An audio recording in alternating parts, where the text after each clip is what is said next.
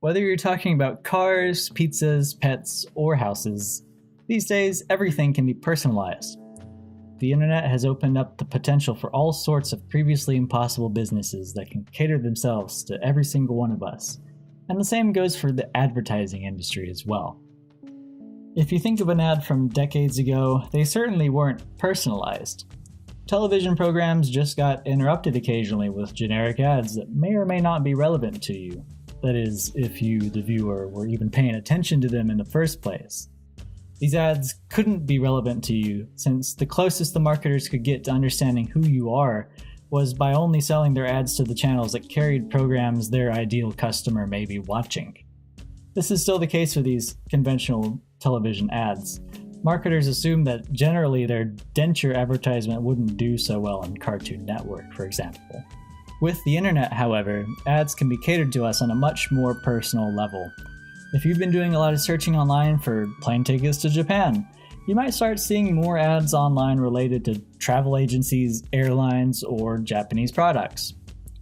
Despite this evolution from impersonal television ads to more targeted ads on web pages, one inhibiting trait remains. They're still obviously ads, and we hate ads.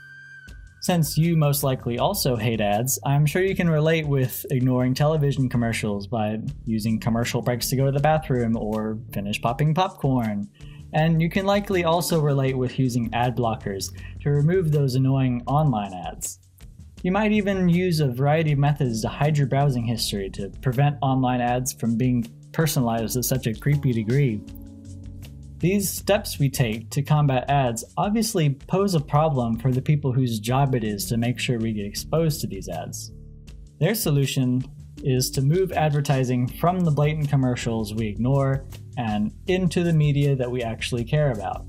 An example of this in the context of television would be many episodes of Seinfeld, with my favorite being the Junior Mint episode. The same concept applies to online advertising as well. Instead of advertising in those little banners and boxes that we so desperately try to avoid accidentally clicking on or tapping, these ads weasel their way into social media posts, sometimes indistinguishably from the regular posts that we actually care to see.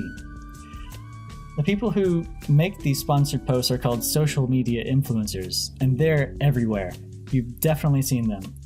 Have you ever seen somebody on Instagram who lives like a celebrity, looks like a celebrity, has enough followers to be a celebrity, but upon further research turns out to not actually be a celebrity by the conventional meaning of the term? That's an influencer. They don't act, they don't sing, they simply look good and have enough followers to fill a football stadium, supporting their opulent lifestyles with brands that pay them to feature their products in the influencers' posts. The ones who are skilled at it tend to run their Instagram accounts like a business, enlisting the help of stylists to dress them, photographers to help produce the content, and bots to automatically send out likes and comments on others' Instagram pictures to expand their influence. This team of people required to help the influencer capture that perfect selfie can be expensive, but the influencers who need such a team have no problem affording it. Ad space in their posts can demand anywhere from $10,000 on the low end to $300,000 per Instagram photo. There's something inherently dishonest about these influencers, however. They get paid these extravagant amounts of money to essentially lie and pretend to endorse a product in their posts, framing the post as a personal recommendation, which it isn't. In fact, their whole profile is framed as a personal account, which it also isn't. I'm sure most people could recognize this dishonesty surrounding the concept of an influencer. But what most people don't realize is the influencer's potential for even more manipulation beneath the surface. Influencer marketing is like the Wild West of its industry, where companies can get away with selling miraculous weight loss tea, sort of like how people could get away with selling snake oil in the literal Wild West. Flat Tummy Tea sells just that. According to the website, it will supposedly cleanse your system, support metabolism, reduce bloating, and boost energy. Notice the asterisk. At the bottom of the page lies the disclaimer. These statements have not been evaluated by the Food and Drug Administration. Digging through the terms and conditions paints a clearer picture. It contains Senna alexandrina pods and leaf, which may encourage bowel movements. There's the truth behind the reduced bloating tagline on their homepage. It's just tea with a laxative. Delicious. If Flat Tummy Tea were to buy ad space on television, print, or even a normal online ad on the side of a web page, this FDA disclaimer would have to be present, right? Influencer ads, however, do not have this requirement since they can be framed as personal recommendations, allowing them to ditch the disclaimer despite being paid for by the company. Those 1 million plus babes on Insta they brag about on their website might not all be happy customers.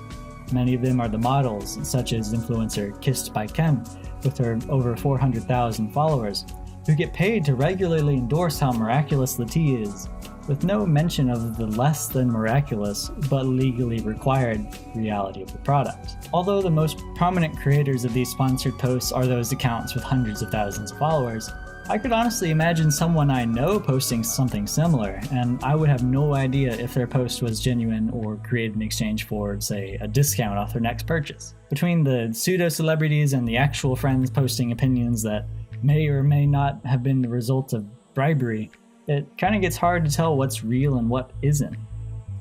We deeply intertwine our lives with social media to the point where social media feels like a more curated but otherwise indistinguishable interpretation of real life. Now the ads have the uncanny ability to disguise themselves as these snippets of reality that find their way onto our social media feeds. Is it unreasonable to fear the psychological consequences of corporations having such an intimate connection to the most personal websites that we browse? If Flat Tummy Tea can get away with using influencers to make their product sound like something that it isn't, what's stopping companies with more potentially dangerous products like, say, electronic cigarettes or alcohol or prescription drugs from doing the exact same? Now, I'm not the first one to warn of the dangers of influencer marketing. One study in 2010 warned of the imminent danger of pharmaceutical drug manufacturers utilizing this form of marketing. Direct-to-consumer advertising for prescription drugs is immoral enough as it is, with the cheery voice in their television commercials pleading that you ask your doctor about a prescription drug that you probably shouldn't be on.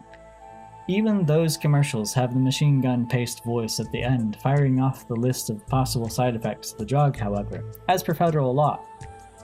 The 2010 study points out that these federal laws aren't clear about what the rules are in regards to hired third parties who post biased opinions online on behalf of the company. This creates potential for a situation just like Flat Tummy Tea, but for antidepressants. It took 4 years since that paper was released for the FDA to make any sort of statement about pharmaceuticals and social media advertising. And even that was merely a set of recommendations with no true rules. This sets the stage for influencer marketing to become a limitless platform for even prescription drug manufacturers to curate a swarm of relatable, inspiring personalities online whose posts subtly lower our inhibitions about going to a doctor and asking for a specific drug. This presents the related possibility of influencers not only being able to manipulate our perception of a product, but also manipulate the entire public opinion on something. Let me explain. 850,000 electronic cigarette-related tweets were analyzed in a study, and 80% of them were found to be either automated or created for promotional purposes, which leaves only 20% of those tweets to be from real people. If we look at the keywords that are prevalent between the two groups, we see a divide between us and the bots. The latter's tweets were consistently positive, using language like best, win, buy, sale, health, and discount.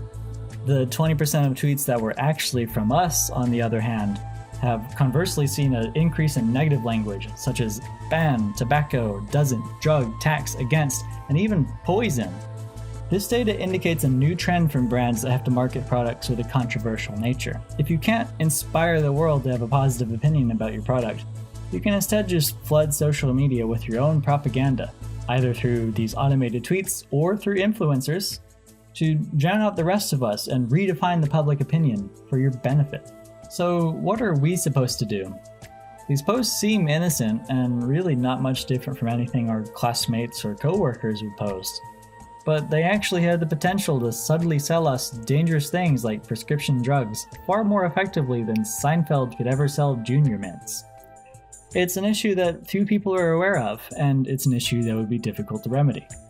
It seems like the right answer would be increased government regulation on this type of advertising, which is an opinion held by people like my friend Zoe, who has an internship in social media marketing and knows what she's talking about. But with the American government seemingly working in the complete opposite direction of this solution, through actions like voting to allow ISPs to sell our browsing history without our consent, I doubt they'll suddenly crack down on influencers. Besides, even if they did, it seems like a near impossible thing to enforce. The bigger influencer accounts would be easier to regulate, but corporations would just move towards trying to get our friends and neighbors to make more innocuous posts that could easily slip through the cracks. So I don't think regulation is the answer. Maybe it's up to us, the victims. And it seems counterintuitive to say that the only people who can stop an onslaught of increasingly manipulative ads are the people who are consistently deceived by them, but it may be our only option. The reality of such an abstract solution would likely render itself first off as a general consciousness of what the issue is. The people who watch this video are likely to be the same people who are most targeted by these ads, so hopefully this video does its own small part to address that first step. The next steps to combat the influencers would be for all of us who watch this to implement some relatively small things into our lives that have the potential to make a big difference. Those of us who either have kids or will eventually have kids could do well to teach them, in a way that isn't heartbreaking, about how it may not be healthy or realistic to obsess over social media celebrities, or consequently whatever brands they get paid to endorse. This advice applies to us as well. We could benefit from being more selective about who we follow and being more conscious about which brands we support. So instead of getting carried away scrolling through the feeds of fake people who are trying to make us buy expensive coconut water, we could take a few steps away from those pages and decide for ourselves which coconut water we want to get. Like maybe the one that costs half as much but tastes the same, whose manufacturer may not even have a marketing budget at all, let alone influencers. I've tried to avoid including too drastic of a solution in this video, but honestly, social media just isn't good for us. And influencers are just one facet of evidence for that point. I'm pretty confident that we would all be much better off if we just stopped using social media, either altogether or just for a day or two each week. But that's just me.